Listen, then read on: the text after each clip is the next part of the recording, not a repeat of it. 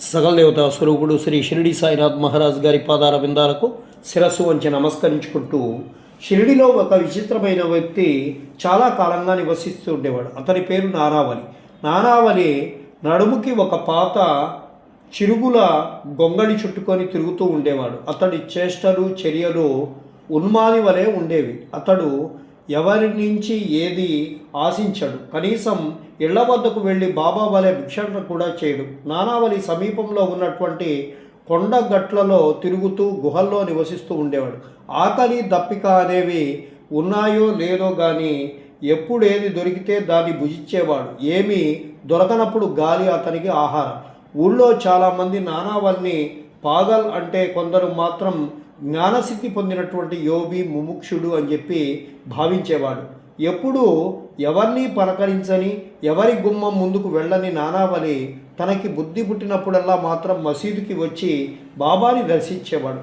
ఆ క్షణంలో బాబా అతడి కళ్ళలోకి సూటిగా చూసేవాడు. క్షణం పాటు ఇద్దరి చూపులు కలుసుకుంటూ ఉండేవి. ఆ చూపుల్లో ఏవో భావాలు దొరికినట్లుగా భక్తులు గమనించేవారు. ఈ ఇద్దరి మధ్య చూపులే తప్ప మాటలు ఉండవు. అది క్షణం సేపు. మరుక్షణం నానావలి దృష్టి మరల్చుకొని పకపక మని చిరునవ్వులు నవ్వుతూ తురున ఎటో పారిపోయేవాడు. అతడు వెళ్ళిన వైపు చూస్తూ మందహాసం చేస్తారు బాబా. వాళ్ళిద్దరికీ ఏ జన్మ సంబంధమో ఎన్ని జన్మల అనుబంధమో ఎవరికి తెలుసు. ఒకసారి నానావలి విసురుగా మసీదులో అడుగు పెడతాడు. గద్దె మీద కూర్చొని ఉన్న బాబాని ముందుకి దూకుడుగా ఒక గెంతి బాబా లే అని చెప్పి గద్దిస్తాడు. అతడి అరుపు విని భక్తులంతా ఉలిక్కి పడతారు. నానావలి వైపు విస్మయంగా చూస్తారు.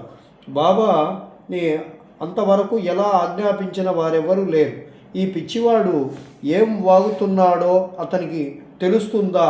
బాబా అసలే కోపిష్టి, ఏం చేస్తారో లే, మరోసారి గద్దె దిగు అని చెప్పి నానావలి అరుస్తాడు. భక్తుల భయాలకి భిన్నంగా బాబా చిరునవ్వుతో లేచి తన గద్దె మీద నుంచి ప్రక్కకి తప్పుకుంటాడు. మరుక్షణం నానావలి ఆ గద్దె మీద ఆసీనులవుతారు. బాబా గద్దె మీద కూర్చున్నటువంటి నానావలి చూస్తున్న వాళ్ళందరికీ మతులిపోయాయి. అక్కడ ఏ ఉపద్రవం జరుగుతుందన్న భయంతో హాహాకారాలు చేశారు. వాటిని బాబా ఏమాత్రం ఖాదరు చేయలేదు. అంతలో నానావలి గద్దె మీద నుంచి లేచాడు. పక్కనే నిలబడి ఉన్న బాబా చేయి పట్టుకొని గద్దె మీద కూర్చోబెడతాడు.